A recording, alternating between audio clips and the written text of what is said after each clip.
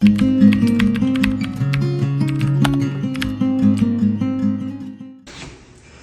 back to my next educational video. म realtor Kul Ali Harrisburg, Pennsylvania बाट आज हामी FHA loan versus conventional loan को differentiate कुरा गर्ने छौं।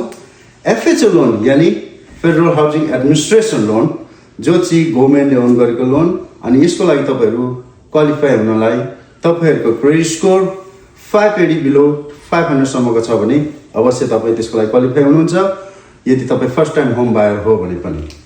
अनि तर यसमा तपाईले बुझ्नुपर्ने FHA लोनमा चाहिँ तपाईहरुलाई MI फी यानी मोर्गेज इन्स्योरेन्स प्रिमियम लगाइएको हुन्छ।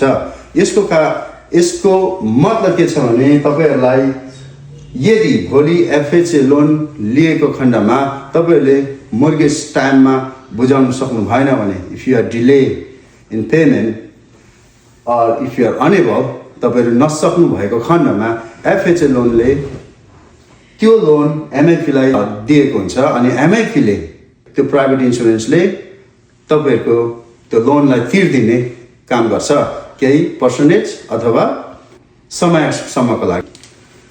तर त्यसको लागि तपाईलाई छुट्टै प्रिमियम यानी पैसा तपाईले शुल्क तिर्नु पर्ने हुन्छ। त्यो चाहिँ FHA तपाईहरुको मोर्गेजमै इन्क्लुडेड भएको हुन्छ, समावेश भएको हुन्छ। तर कन्भेन्सनल लोनमा के छ भने तपाईहरु स्टिल तपाईहरुको 620 एबभ यदि क्रेडिट स्कोर छ भने तपाईहरु यसमा कन्भेन्सनल लोनमा तपाईहरु अटोमेटिकली क्वालिफाई हुनुहुन्छ, योग्य हुनुहुन्छ।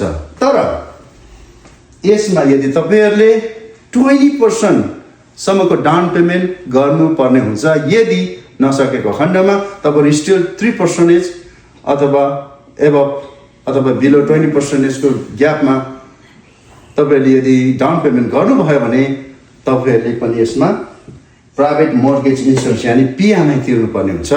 अनि PMI तपाईहरुलाई त्यो कन्भेन्सनल लोनमा समावेश गरेर त्यो मोर्गेजमा तपाईहरुलाई तिराइएको हुन्छ।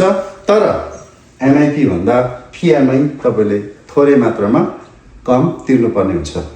तर फरक के छ FHA मा कहिलेकाहीँ तपाईहरुले कन्भेन्सनल भन्दा पनि प्राय तपाईहरुले कम इन्ट्रेस्ट रेटमा पाउनुहुन्छ। तर कन्भेन्सनलमा चाहिँ के छ भने तपाईहरुले यसमा चाहिँ क्लोजिङ फी अनि अरु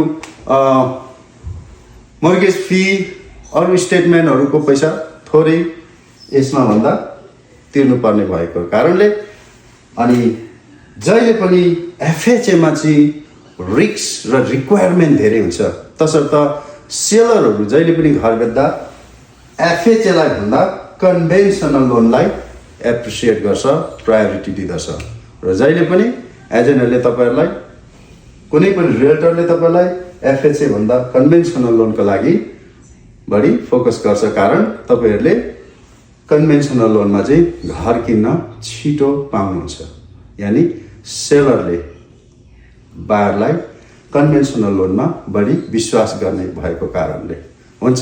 नेक्स्ट टाइम म नेक्स्ट भिडियो लिएर फेरि तपाईहरु सम्मुख आउनेछु। अहिलेलाई धन्यवाद।